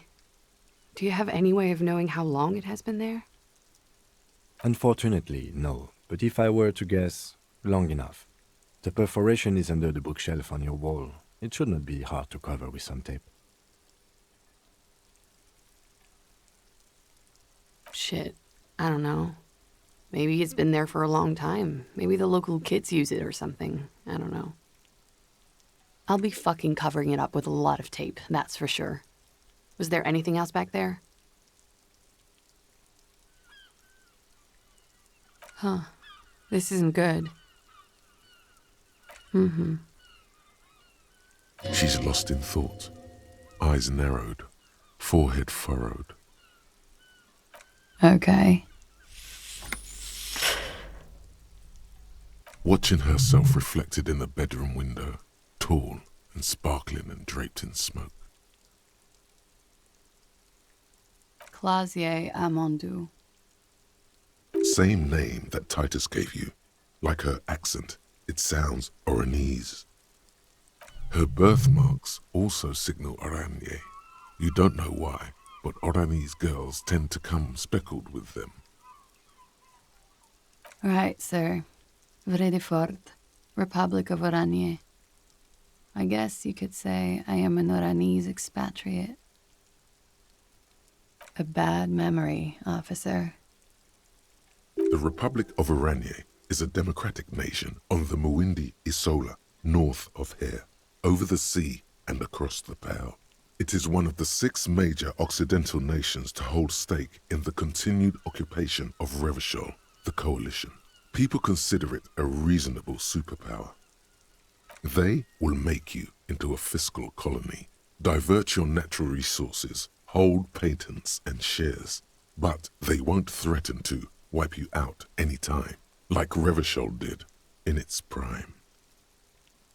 Of lilacs and lightning, parks, glass, duraluminum.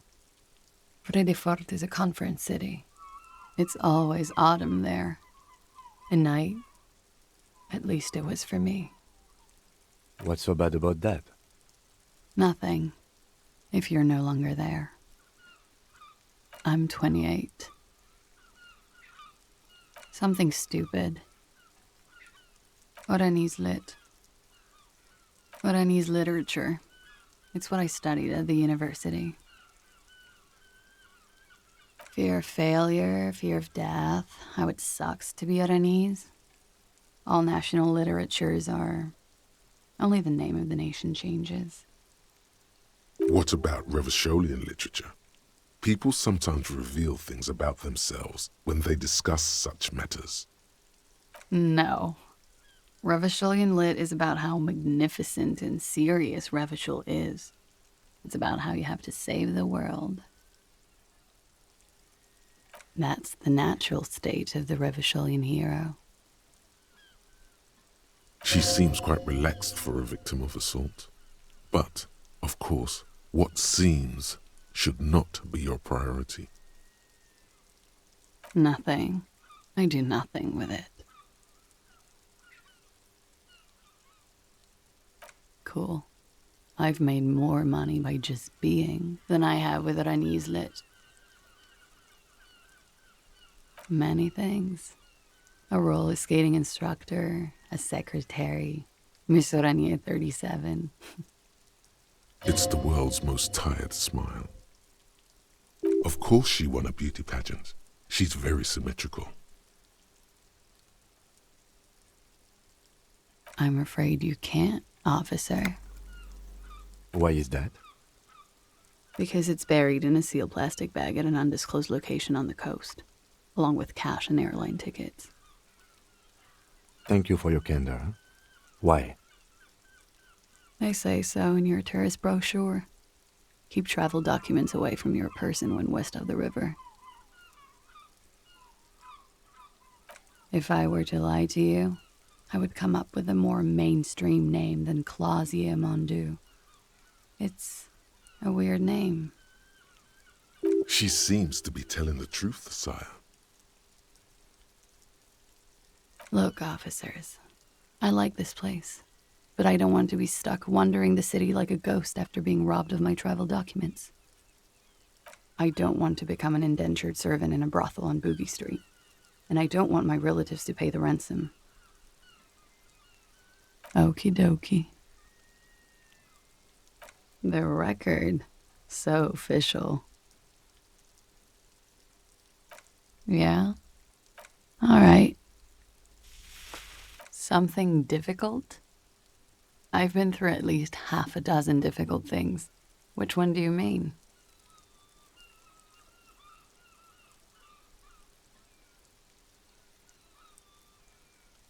By sexually assaulted, you mean raped?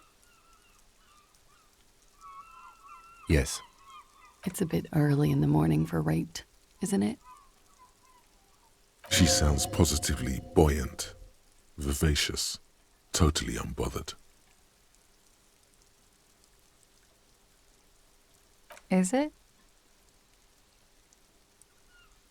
It is afternoon. Time flies, man.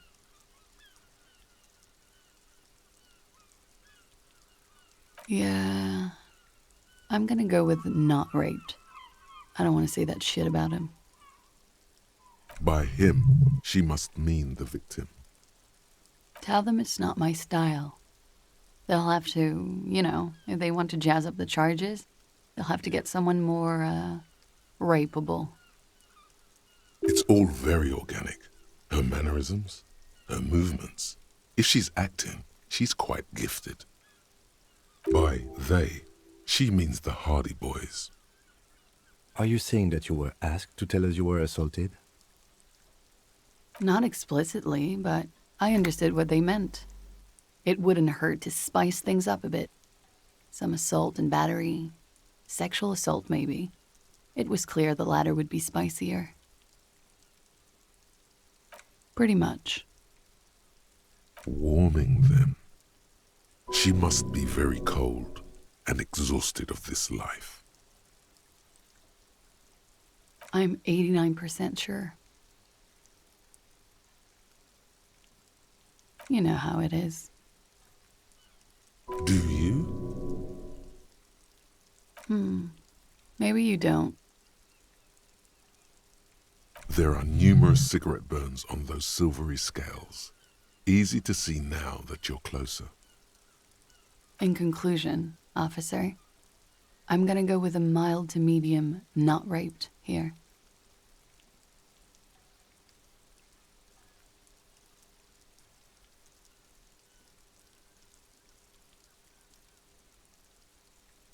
I'm sure there is one person in the world who does. I mean, there are so many people. But let me make this clear. The man in that tree did not rape me. The wording, the verbal eye roll. She's almost disgusted with the platitude you served up.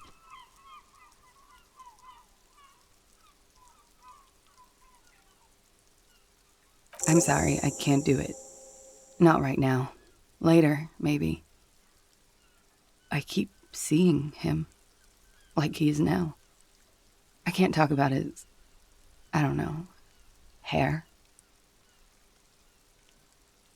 I know it's difficult, miss. We can return to it later.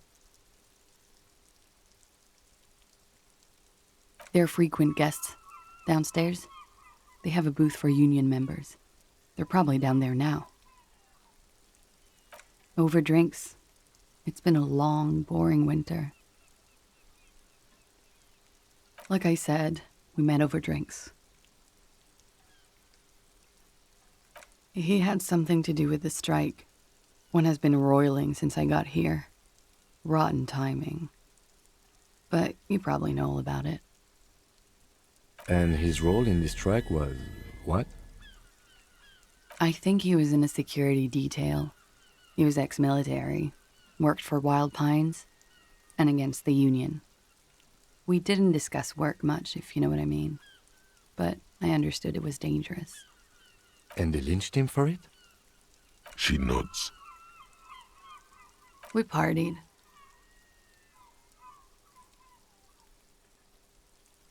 A lot of partying going on. From Titus? About her and Titus's relationship.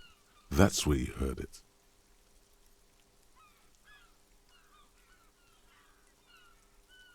With all due respect, sir, I think we partied a little harder than that. Oh, it is. You're still alive. What did you do when you partied? We drank, sir. A lot. For weeks, basically. We had that effect on each other. We made each other drink harder. That's why I liked him. What else? Stimulants. Speed also has that effect, making you drink harder. And then drinking harder makes you do more speed. It's quite the combination. We also had sex. A little. The drugs were good enough, and we did enough of them. How did you two meet? Downstairs, at the bar. He was on some sort of assignment, a military man, as you probably know. Had a cool, scary scar. When was this? A month ago? Something like that. Oh yes. I have multiple viewpoints. From the roof, out of the bathroom window, in my dreams. A bitter cringe. It hurts. You look to the lieutenant. He takes a small step closer. You called us, the RCM. Yes. Jackpot. I made it. And I would appreciate it if you didn't tell everyone. In Martinez, they call it snitching. Reporting crimes is confidential in Revachol, miss.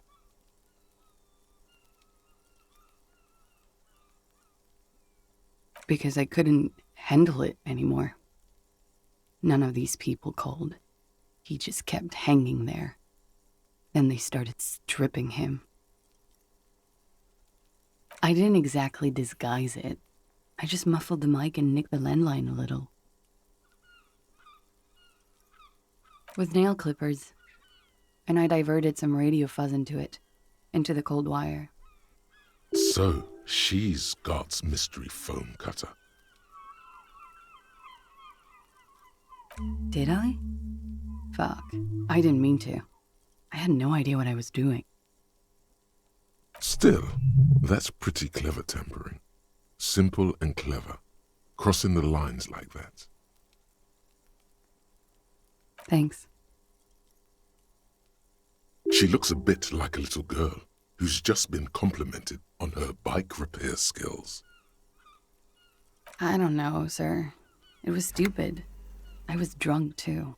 I was probably afraid the union was listening in. Locals say they have ears in the wires. We're not entirely convinced about that answer, but okay. Let it slide. Pushing won't help here. Thank you for making the call, miss. It was the right thing to do. I didn't want to, sir. And he's still hanging there. We will move the body to the morgue today, miss. Don't worry. She breathes a silvery sigh of relief and weariness. The air on the roof feels humid. Should we head by downstairs, officer? We may have things to discuss there. She nods. Silvery cigarette fumes disappear into her mouth. Not my favorite topic, but okay. How about we, change the subject? Why not? I'll be here until 11 p.m., drinking coffee, most likely.